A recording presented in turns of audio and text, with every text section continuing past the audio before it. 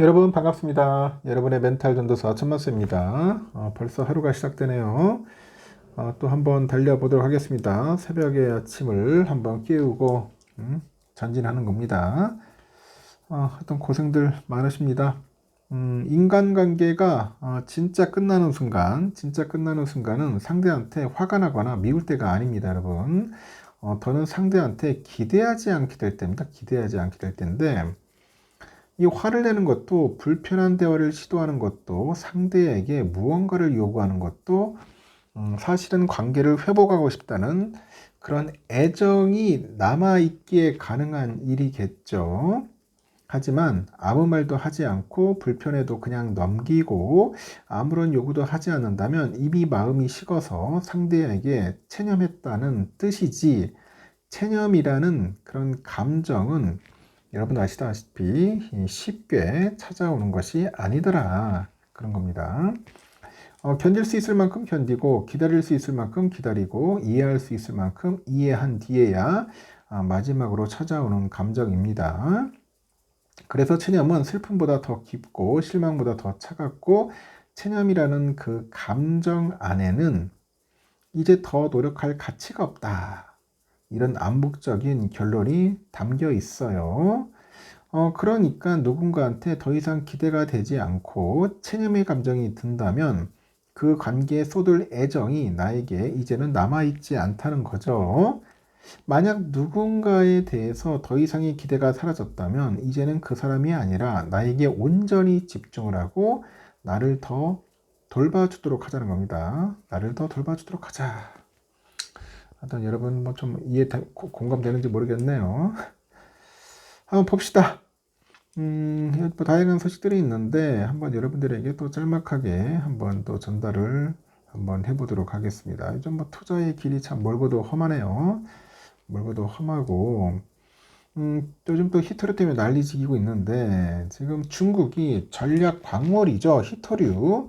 이 수출의 통제를 대폭 강화하고 있어요. 그래서 대만 정부가 해당 조치가 대만 반도체 기업들이 사용하는 그 히토류와 관련이 없기 때문에 반도체 산업에는 큰 영향이 없을 거다, 이렇게 전망을 합니다. 대만 경제부는 그 12일 성명을 통해서 이번에 통제 대상에 포함된 히토류 원소들은 대만 반도체 공정에 필요한 히토류와는 다르다. 현재로서는 반도체 제조에 큰 영향을 미칠 것으로 보지 않는다고 합니다. 또 대만 그 반도체 기업들은 히토리하고 관련 제품을 주로 유럽과 미국, 일본 등에서 수입을 하고 있어요, 지금. 대만 경제부가 중국의 이번 조치 그 확대는 전기차, 뭐 드론 이런 제품의 글로벌 공급망에는 영향을 줄 수 있다고 하죠. 향후 파급 효과를 면밀히 주시할 필요가 있다고 합니다.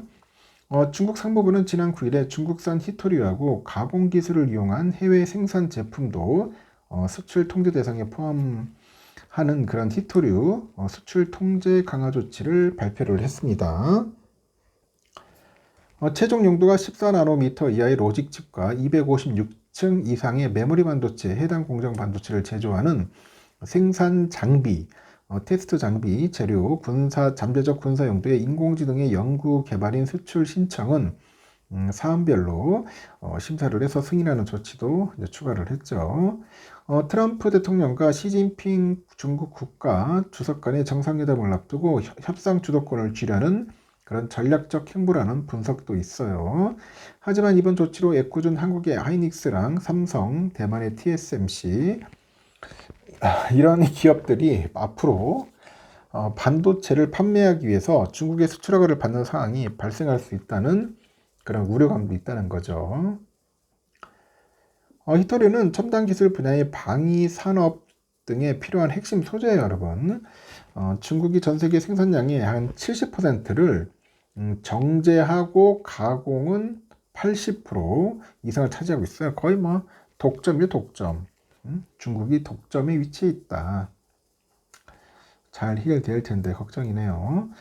지난 2015년 처음으로 한국을 찾았던 스웨덴 빅토리아 왕세녀가 11년 만에 다시 방한을 하는데, 국내에서 열리는 한국 스웨덴 지속가능 파트너십 서밋에 참가하고 국내 기업들과 다양한 방면에서 사업 논의를 하기 위해서네요.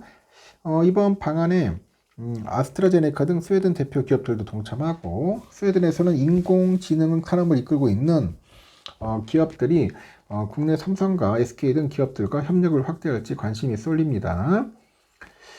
일단은 보니까 빅토리아 잉그리드 알리스 데시리의 스웨덴 왕세자하고 그의 남편 다니엘 베스틀링 왕자가 오는 16일에 서울 용산 그랜드 하이트 호텔에 열리는 지속가능 파트너십 서밋에 참석을 하고요.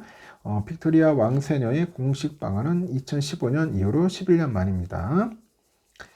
이번 행사에 보니까 왕세녀 부부랑 외교부 등 정부 관료들, 아스트라제네카, 헥사콘, 사브 등 스웨덴 대표 기업 관계자들이 참석을 하네요.